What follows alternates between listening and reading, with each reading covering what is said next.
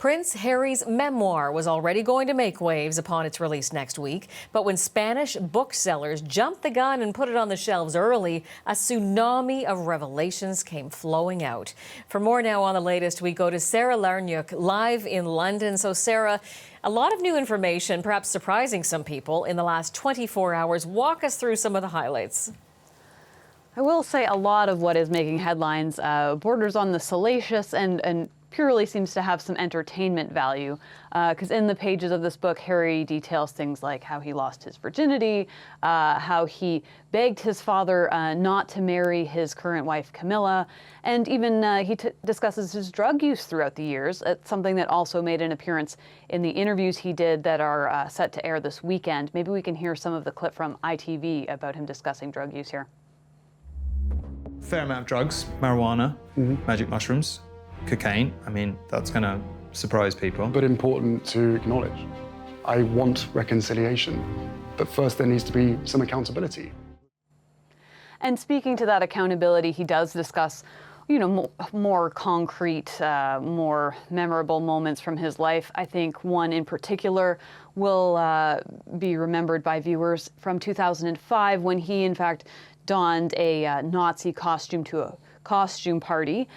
In the book, he talks about that moment. He says, one of the biggest mistakes of my life. However, the other thing he reveals about that event is that he was encouraged to wear that costume by the Prince and Princess of Wales, William and Kate.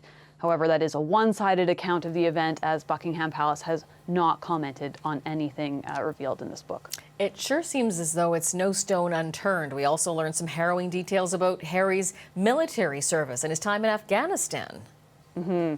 It goes from the salacious to the revelations that are actually bordering on triggering an international event, because Harry talks in the book about his 6 missions he flew in Afghanistan, and he says he killed 25 Taliban fighters in his time there. Now, that's raised concerns with both military brass here, and now the Taliban is in fact responding. He said in the book, "It wasn't a statistic that filled me with pride, but nor did it leave me ashamed." He called the Taliban fighters he killed bad people and chess pieces to be removed from the board.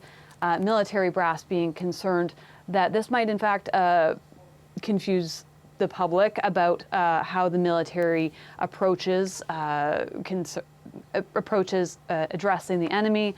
The Taliban saying that the fighters were not chess pieces. They had families awaiting their return, and even calling for Harry to face international court.